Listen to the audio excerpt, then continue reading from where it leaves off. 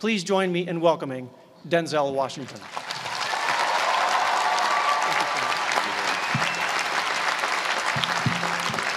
Thank you. Thank you very much. I am obviously the most unorganized. Everybody else has nice boxes to bring their script up in. I just kind of got it all messed up here and put it inside of a magazine. So in fact, I don't even have it in the right order. Wait a minute, let me get it in the right order here. So if it starts flying around the stage, just, run around and grab it for me and bring it back up here for me. I'll keep going as I can.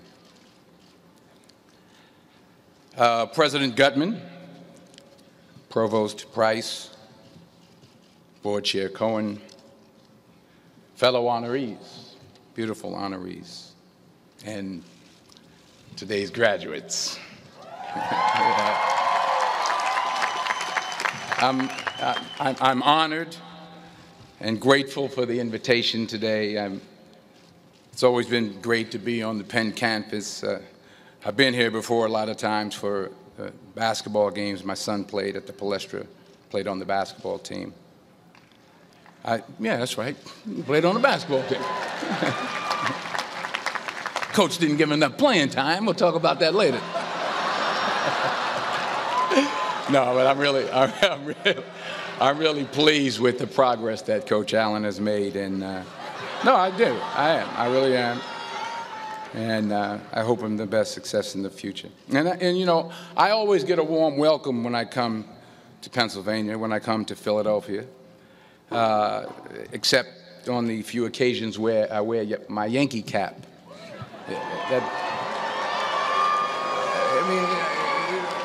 What's wrong with that? I can't suddenly just switch up and wear a Philly cap. I mean, it's like taking your life in your hands around here when you wear a Yankee cap. I'm telling you. I met a couple of guys, and they were like, "Hey, we love you, Denzel, but you walking around with that hat on, we don't care who you are." So you'll be happy to see that I'm not wearing my Yankee cap today.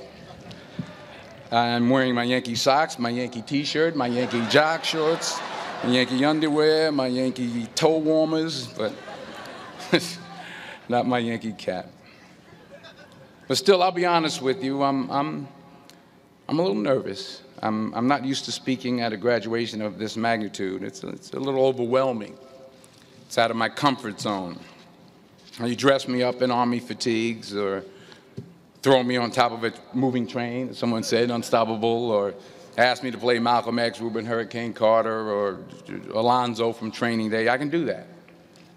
But a commencement speech, it's a very serious affair, and it's a very different ball game. There are literally thousands and thousands of people here. And for those who say, well, you're a movie star, millions of people watch you and watch you speak all the time, well, that's true. That's technically true.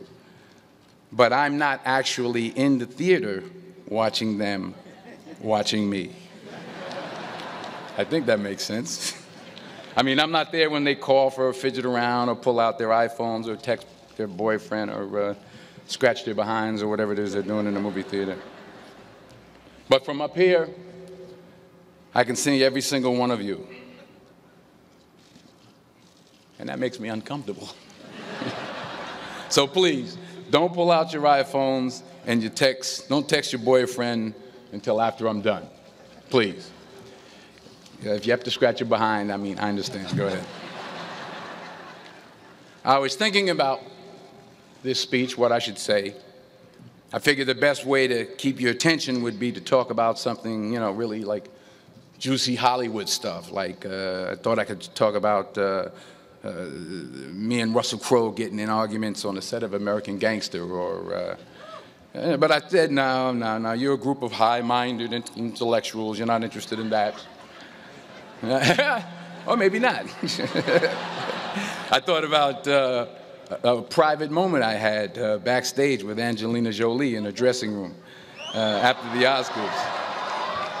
But I said, no, I don't think so. This is an Ivy League school, and Angelina Jolie half naked in a dressing room. Who wants to hear about that? No one. No one. This is Penn. That stuff would never go over well over here. Maybe at Drexel, but not over here.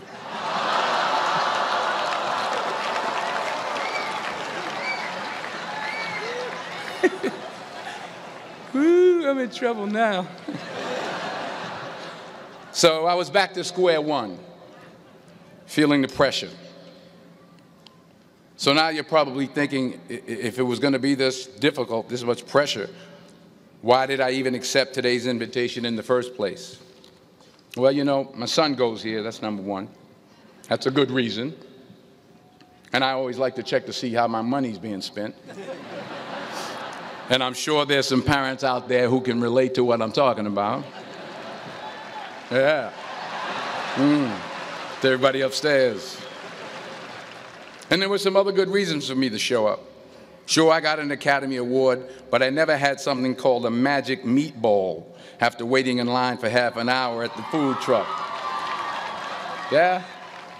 Yes, I talked face-to-face with President Obama, but I never talked face-to-face with a guy named Queeter who sings bad songs over at Smokes on Tuesday night. I never been to Buies. I never been to Hemos. Yes, I have played a detective who battles demons, but I've never been to a school in my life where the squirrel population has gone bananas. I mean, they're breaking in the dorm rooms, they're walking around campus. I think I saw some carrying books on their way to class. So I had to be here. I had to come. Even though I was afraid I might make a fool of myself.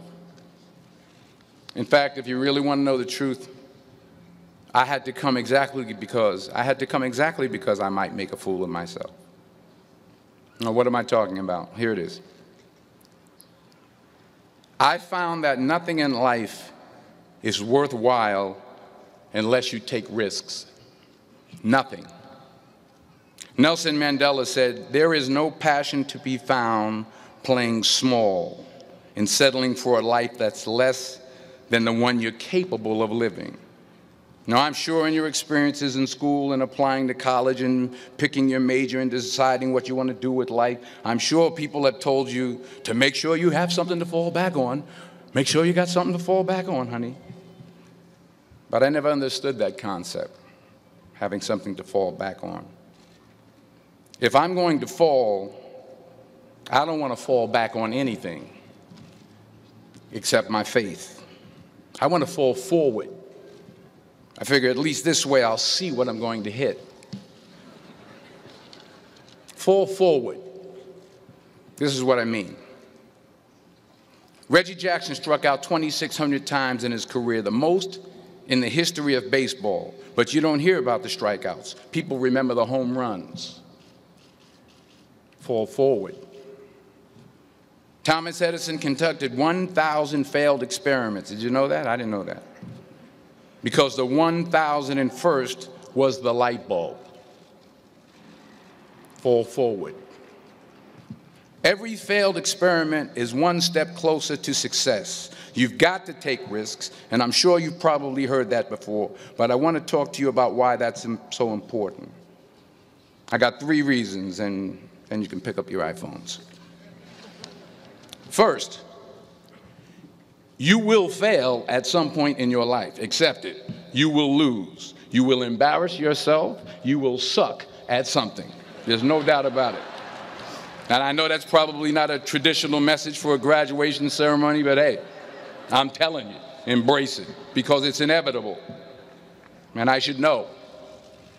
In the acting business, you fail all the time. Early on in my career, I auditioned for a part in a Broadway musical. Perfect role for me, I thought, except for the fact that I can't sing. So I'm in the wings, I'm about to go on stage, but the guy in front of me, he's singing like Pavarotti. He's just, and he's just going on and on and on, and I'm just shrinking, I'm getting smaller and smaller. So they say, "Oh, thank you very much, and you'll be hearing from us." So I come out with my little sheet music, and it was Just My Imagination by the Temptations. That's what I came up with. So I hand it to the accompanist, and she looks at it and looks at me and looks out at the director and was like, all right. So I start, you know, I'm going to sing. I'm like, it's just my imagination once again, and then coming away with me. And I'm not saying anything, so I'm thinking I'm getting better. So I start getting into it. It was just my imagination. Running. They say, oh, yeah, thank you. Thank you very much, Mr. Washington. Thank you. So I assumed I didn't get the job. But the next part of the audition, he called me back. The next part of the audition is the acting part of the audition. So I'm like, hey, okay, maybe I can't sing, but I know I can act. So they pair me with this guy, and again, I didn't know about musical theater.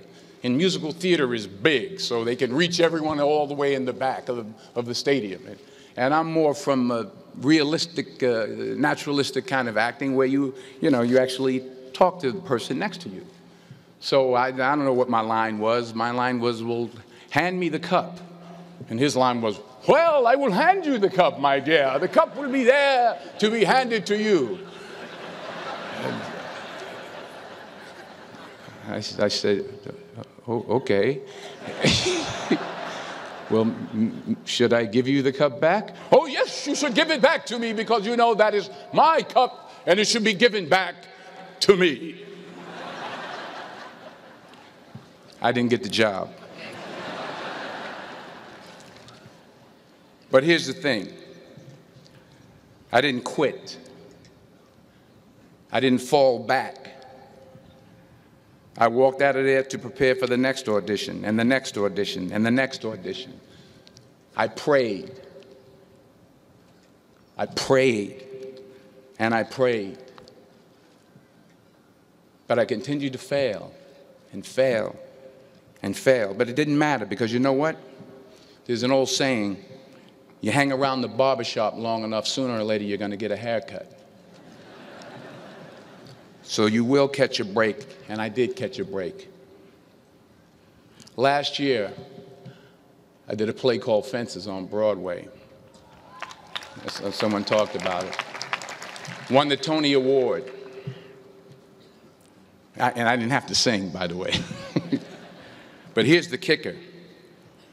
It was at the Court Theater. It was at the same theater that I failed that first audition 30 years prior. The point is, and I'll pick up the pace, the point is every graduate here today has the training and the talent to succeed. But do you have the guts to fail? Here's my second point about failure. If you don't fail, you're not even trying. I'll say it again. If you don't fail, you're not even trying. My wife told me this great expression. To get something you never had, you have to do something you never did.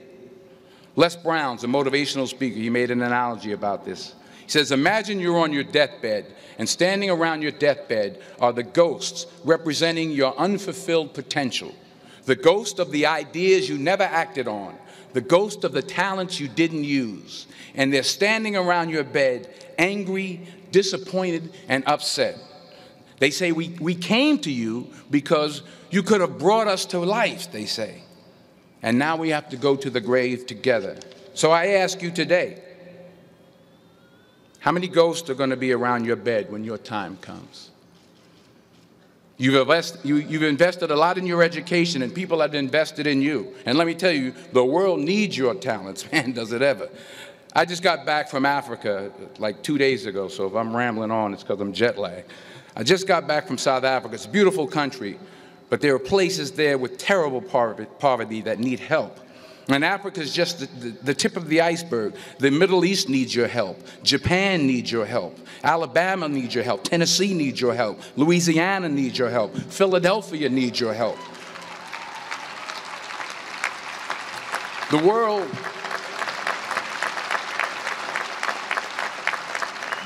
world needs a lot, and we need it from you.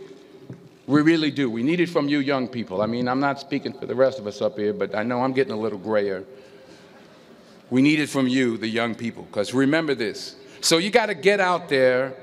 You got to give it everything you got, whether it's your time, your talent, your prayers, or your treasures. Because remember this, you will never see a U-Haul behind a hearse.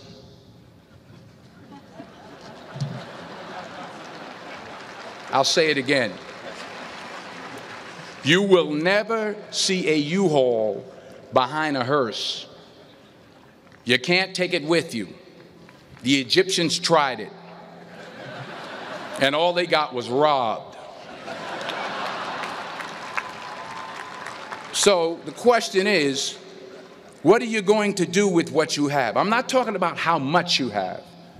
Some of you are business majors, some of you are theologians, nurses, sociologists, some of you have money, some of you have patience, some of you have kindness, some of you have love, some of you have the gift of long suffering, whatever it is, whatever your gift is.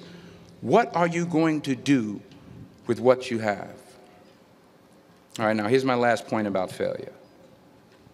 Sometimes it's the best way to figure out where you're going.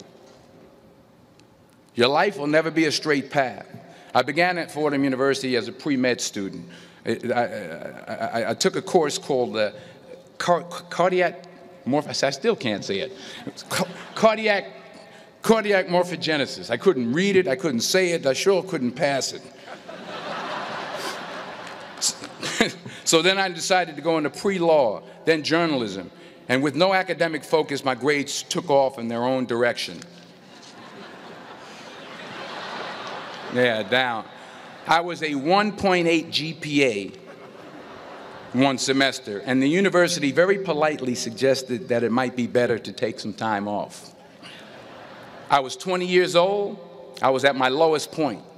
And then one day, and I remember the exact day, March 27th, 1975, I was helping my mother in her beauty shop. My mother owned a beauty shop up in Mount Vernon.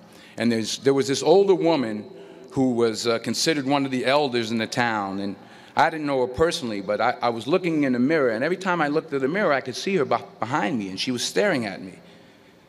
She just kept looking at me. Every time I looked at her, she kept giving me these strange looks. So she finally took the dryer off her head and she said something I'll never forget. First of all, she said, "Somebody give me a piece of paper. Give me a piece of paper." She said, "Young boy, I have a prophecy, a spiritual prophecy." She said, "You are going to travel the world and speak to millions of people." Now, mind you, I'm 20 years old. I'm flunked out of school. In fact, like a wise ass, I'm thinking to myself, maybe she's got something in that crystal ball about me getting back into school next fall. But maybe she was on to something, because later that summer, while working as a counselor at the YMCA camp in Connecticut, we put on a talent show for the campers. And after the show, another counselor came up to me and asked, "Have you ever thought about acting? You're good at that." So when I got back to Fordham that fall, I got in and I changed my major once again for the last time. And in the years that followed, just as that woman prophesied, I have traveled the world and I have spoken to millions of people through my movies.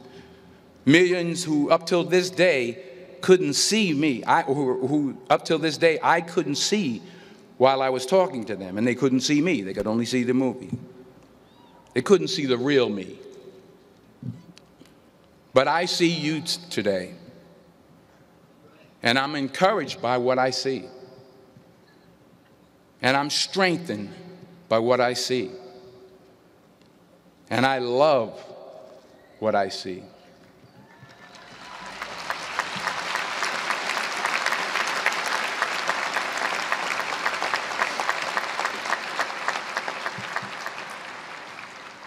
One more page, and I'll shut up. Let me conclude with this one final point, and actually the president kind of brought it up. It has to do with the movie Philadelphia. She stole my material.